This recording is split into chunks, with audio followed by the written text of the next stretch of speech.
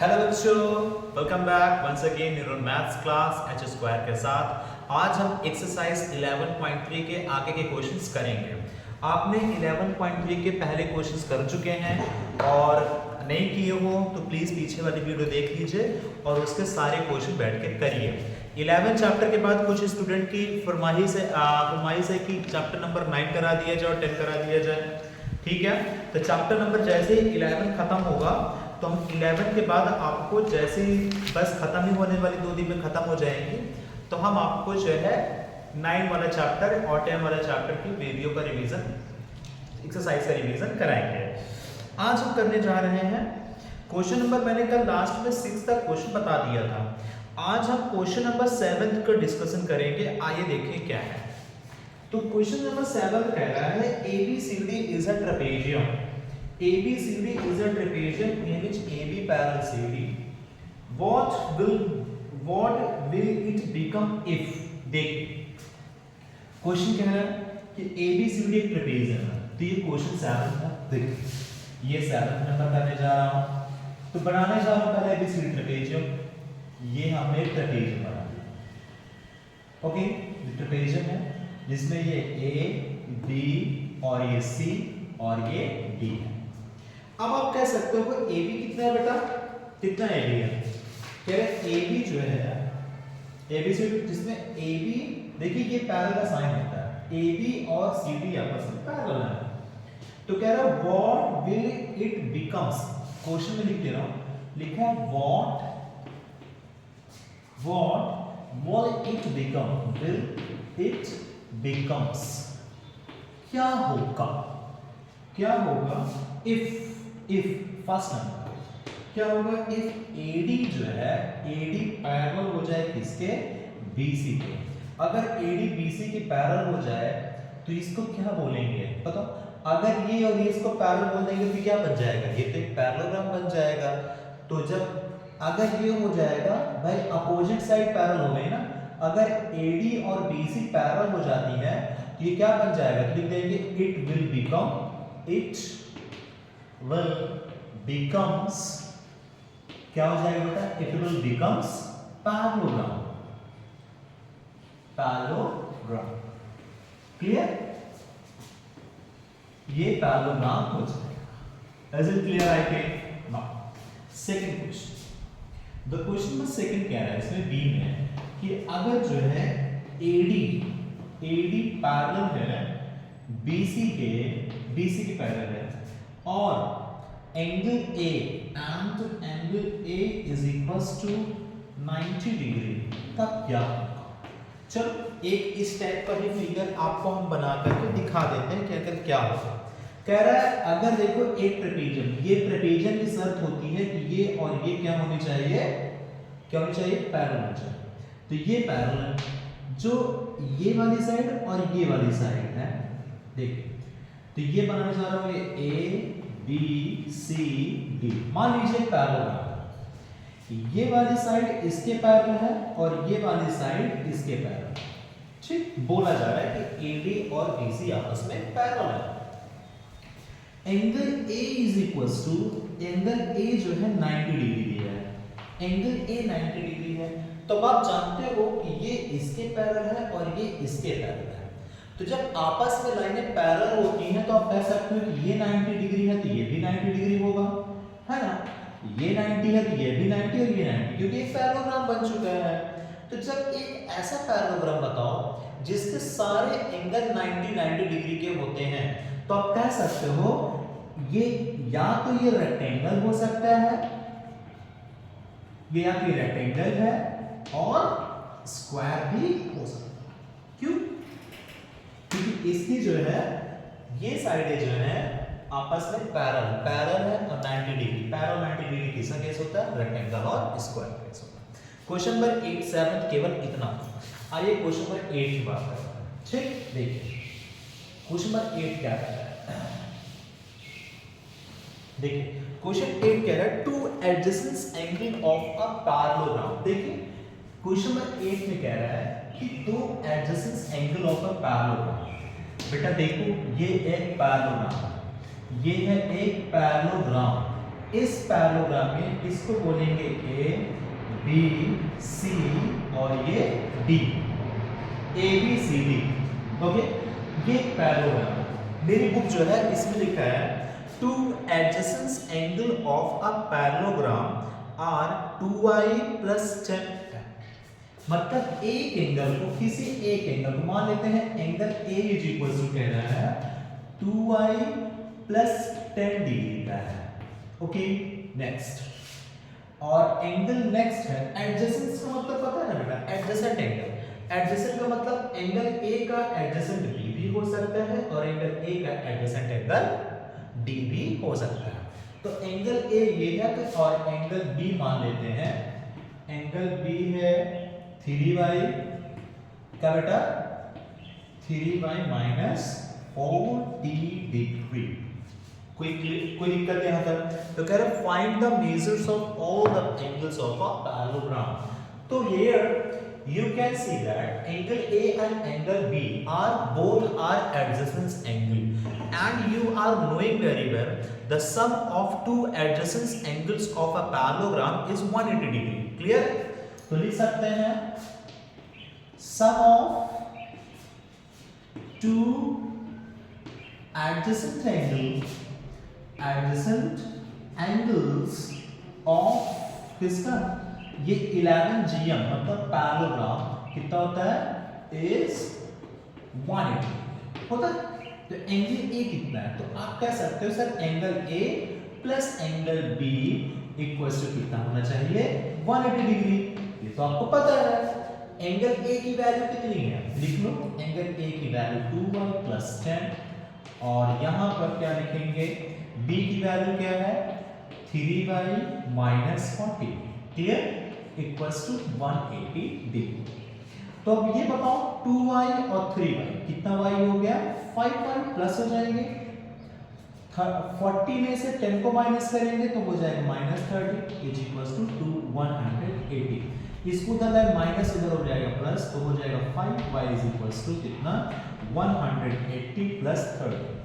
तो क्या हो जाएगा बेटा, तो 5y इज इक्वल्स टू कितना, प्लस कर डालो, कितना आएगा प्लस कर डालो 31 + 210 आएगा। अब 200 क्या होता है, तुरंत बताओ 200 क्या होता है, डिवाइड कर लो तो y इज इक्वल्स टू हो जाएगा 210/5। 5 से डिवाइड कर दो, 5 4 जा 20, 5 4 जा 20 और इनटू 5 4 42। ये हो जाएगा y is equals to 42। The angle of the value of y is 42 आ गया। Clear I think. जब y की वैल्यू 42 आ गया तब आप कह सकते हो क्या कि angle A is equals to कितना आएगा, एंगल A कितना है, एंगल A है 2y + 10। तो लिख लीजिए 2y की वैल्यू कितनी आई है 42 + 10। It means to say that 2 2 जा 4 2 जा 8 और प्लस 10। तो आई थिंक आ गया 94 डिग्री। एंगल A की वैल्यू आ गई 94। अब एंगल B निकालना। Now the value, now the see the angle B। तो एंगल B कितना होगा, एंगल B मैंने लिखा है कितना 3y और -40 डिग्री। तो right the value of y की वैल्यू है 42 और -40, y की वैल्यू 42 हमने निकाल चुका है। तो 3 2 जा 6, 3 2 जा 6 और 3 4 जा कितना होता है 12। ठीक, -40 माइनस कर दीजिए, कितना आएगा बेटा, देखिए माइनस करिए, ये हो जाएगा 6 हो जाएगा, ये प्लस 86। तो आप कह सकते हो कि जितना एंगल A होगा, जितना एंगल A होगा, एंगल A के बराबर कौन सी होगा, एंगल CB तो होगा, और एंगल B के बराबर कौन होगा, एंगल D। तो angle D is equals to angle B is equals to कितना आ गया 86 डिग्री। तो this is the solution of this question. Any problem anyone? No? मैं प्रोसीड फॉरवर्ड। आगे बढ़ते हैं, समझ गए? देख लीजिए क्या था। बात करते हैं क्वेश्चन नंबर 9 में। देखिए 9 क्वेश्चन क्या कह रहा है समझिए। मैं इस पे रेस करता हूं। देखिए क्वेश्चन नंबर 9 सभी लोग बुक ओपन करो मेरे साथ साथ और साथ साथ करने की कोशिश किया करो बेटा, ठीक है ना। साथ साथ मेरे साथ साथ अगर करने की कोशिश करेंगे तो आप एग्जैक्टली सही कर पाएंगे। क्वेश्चन नंबर है 9। देखिए 9 में क्या है, मैं 9 क्वेश्चन पढ़ रहा हूँ। Two adjacent sides of a parallelogram are such that one is twice the other. One is twice the other. If the perimeter of parallelogram 120 meter, to find the length of the adjacent sides. So I think ये बहुत simple question है. Two adjacent sides of a parallelogram are twice the other. मतलब parallelogram को आपको पता है कि अगर ये parallelogram है, अगर ये parallelogram है, ये साइड x है, ये कितनी होगी 2x, ये 2x है, ये भी 2x होगी, ये x होगी। तो आपको पेरीमीटर दे रखा है, पेरीमीटर कितना बच्चों दे रखा है, पेरीमीटर कितना दे रखा है बच्चों, तो perimeter is equals to, what is perimeter, the perimeter of this is कितना 120 मीटर। पेरीमीटर का मतलब क्या होता है, सम ऑफ ऑल साइड्स, सभी साइडों को प्लस कर डालो तो कितना हो जाएगा 2x प्लस x और प्लस 2x इक्वल्स टू कितना 120। तो चलो कितना x हो गया 2 2 4 6x equals to 120। Then the value of x is 120 upon 6, then कितना 20। the x कितना आ गया, मतलब एक साइड 620 है तो एक कितना होगा उसका डबल 40 होगा। तो लिख सकते हैं साइड इज इक्वल टू कितना हो जाएगा 20 एंड 40, क्योंकि एक तो डबल थी ना बेटा 20 metre and 40 metre. Okay no problems. बताओ किसी कोई तकलीफ, किसी को कोई दिक्कत परेशानी मुसीबत समस्या डाउट कठिनाई दुविधा है किसी को नहीं, आगे बढ़ते हैं ना। चल क्वेश्चन नंबर 10 में आता हूं। 10th क्वेश्चन क्या कह रहा है आई देखते हैं। The two intersection of diagonals of a quadrilateral, the point of intersection of diagonals of a quadrilateral divides one diagonal in the ratio of 1:2। तो it is the कह रहे is it a parallelogram, give reason to support your answer। कह रहा है देखिए, अगर कह रहा है ऐसे समझो, ये केवल एक थ्योरी सेंटेंस है। देखो ये एक पैरेलल, ये एक पैरेलल, इसके जो डायगोनल्स है ये और एक डायगोनल ये दोनों डायगोनल यहाँ पर है, दोनों डायगोनल यहाँ पर, ये जो है और ये और ये डायगोनल्स हैं। क्यों बेटा है, कह रहा है अगर ये 2 है और ये 1 है, इंटरसेक्ट कर रहा है इस रेशियो में, तो आपको पता है कि ये इसकी डबल, ये कितना हो जाएगा। तो हो सकता है ये पैरेललोग्राम हो सकता है। क्यों पैरेललोग्राम हो सकता है, जब intersection of diagonal quadrilateral divides one diagonal in the ratio, इन एक इंटरसेक्ट किसमें कह रहा है 1:2। तो कह रहा है क्या ये पैरेललोग्राम है, give reason to support your answer. बताओ भाई है, ठीक है ठीक। आगे बढ़ते हैं क्वेश्चन नंबर 10, क्योंकि डिवाइड कर रहा है इंटरसेक्ट कर रहा है, इसमें सॉल्यूशन कुछ भी नहीं है। क्वेश्चन नंबर आगे बढ़ेंगे अब हम। क्वेश्चन नंबर बेटा आगे 11 12 13 14 ये जो क्वेश्चंस है ये जो है ये प्रूफ वाले क्वेश्चंस हैं, प्रूफ करने वाले। ये प्रूफ वाले क्वेश्चन को एक अलग वीडियो बनाएंगे, पहले अभी ये प्रूफ वाले नहीं है, अभी 9th पे फिर से आएंगे। मैं और आगे आपको कॉन्सेप्ट पढ़ाता हूँ। 11 पे तो कुछ क्वेश्चंस है नहीं। एक्सरसाइज 11.4 में अगर आएंगे तो 11.4 जो एक्सरसाइज है उसकी बात करते हैं। देखिए क्या कह रहा है उसमें। 11.4 में पहला क्वेश्चन है जो एमसीक्यूज है, दूसरा क्वेश्चन और फोर्थ क्वेश्चन, दूसरा क्वेश्चन और 5 क्वेश्चन सॉल्व करने वाले हैं। आइए दूसरा और 5 क्वेश्चन सॉल्व करते हैं। और होगा सर और क्वेश्चन, एक्चुअली में और जो क्वेश्चन है वो सॉल्यूशन बेस्ड नहीं है, वो प्रूविंग बेस्ड क्वेश्चन है। और प्रूविंग आपको क्लास 9th में फिर से पढ़नी है, ठीक है। तो क्लास वहां पर पढ़ लीजिएगा। अभी देखो अगर आप डिमांड करोगे तो हम उसकी भी एक वीडियो बना देंगे, डोंट वरी, ठीक है। एक्सरसाइज हम करने जा रहे हैं, अब हम 11.4 करने जा रहे हैं। देखो 11.4 में क्या कह रहा है, क्वेश्चन नंबर 2 देखिए क्या कह रहा है। 2 में कह रहा है the diagonals of a rhombus are 8 centimeter and 6 centimetre.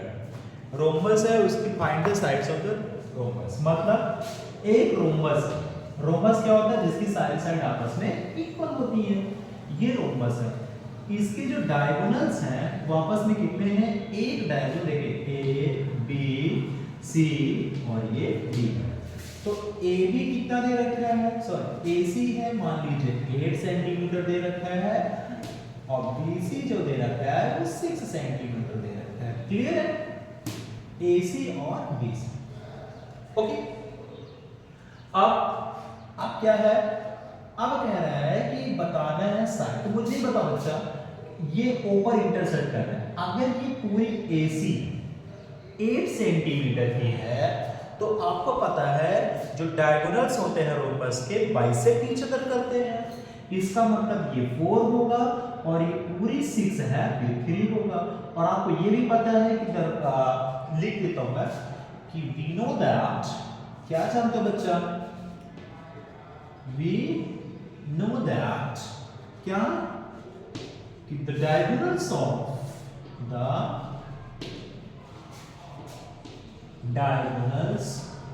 a rhombus क्या करता है, perpendicular bisect each other। तब एक बार निकालती है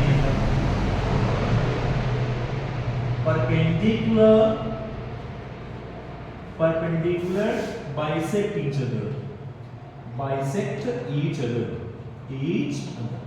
it means to say that कि जो डायगोनल्स, जो रोम्बस के जो डायगोनल्स होते हैं ना बेटा, रोम्बस के डायगोनल एक दूसरे को परपेंडिकुलर बाइसेक्ट करते हैं। इसका मतलब अगर ये 4 है, देखिए ये और ये राइट एंगल ट्रायंगल बन जाता है। कौन, तो कहेंगे इसका मतलब इन राइट एंगल ट्रायंगल, कहां पर आ रहा है, इन राइट एंगल ट्रायंगल बन रहा है।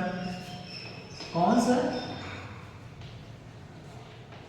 ट्रायंगल, कौन सा राइट एंगल ट्रायंगल बन रहा है, ये सारे एंगल राइट एंगल ट्रायंगल, ये भी राइट एंगल, ये भी राइट एंगल, ये भी, क्योंकि आपस में परपेंडिकुलर बाइसेक्ट करता है। तो ये बताओ बेटा, ये अगर राइट एंगल सामने वाली साइड क्या होती है, हाइपोटेनस। तो आप कह सकते हो क्या कि AB का स्क्वायर, पाइथागोरस थ्योरम ना, 4 का स्क्वायर और प्लस 3 का स्क्वायर, तो आई थिंक कितना आएगा 60 प्लस 9 इज इक्वल टू कितना आ जाएगा 25, और 25 किसका होता है, 5 का होता है। तो सारी साइड कितनी कितनी मिल गई, 5 सेंटीमीटर की सारी साइड्स हो जाती है। क्वेश्चन नंबर जो इसका 5th है, 5th भी सेम ऐसे ही है, आपको साइड पता करनी है, डायगोनल्स ऐसे ही दिए हैं। क्वेश्चन इसके जो 6 और 7 हैं वो प्रूविंग से रिलेट करते क्वेश्चन हैं। किसे बच्चा, प्रूफ करने वाले क्वेश्चंस हैं। तो अभी प्रूफ वाले क्वेश्चंस नहीं कराएंगे, प्रूफ वाले क्वेश्चंस हम आपको बाद में कराएंगे, एक सेपरेट इसकी वीडियो बना देंगे, आप लोग बोलेंगे तो ठीक। हम बात करेंगे अब एक्सरसाइज जो है 11.5। देखिए 11.5 क्या एक्सरसाइज है, 11.5 में है क्वेश्चन नंबर है 5। देखो क्या है क्वेश्चन, चलो इस क्वेश्चन को अभी बाद में करते हैं, ठीक है। एक्सरसाइज को बाद में बनाएंगे, वीडियो लंबी हो जाएगी तो मजा नहीं आएगा, तो आप हम लोग करेंगे एक्सरसाइज 11.5 बाद में करेंगे नेक्स्ट। थैंक यू स्टूडेंट, मिलते हैं अगली वीडियो पे, ठीक।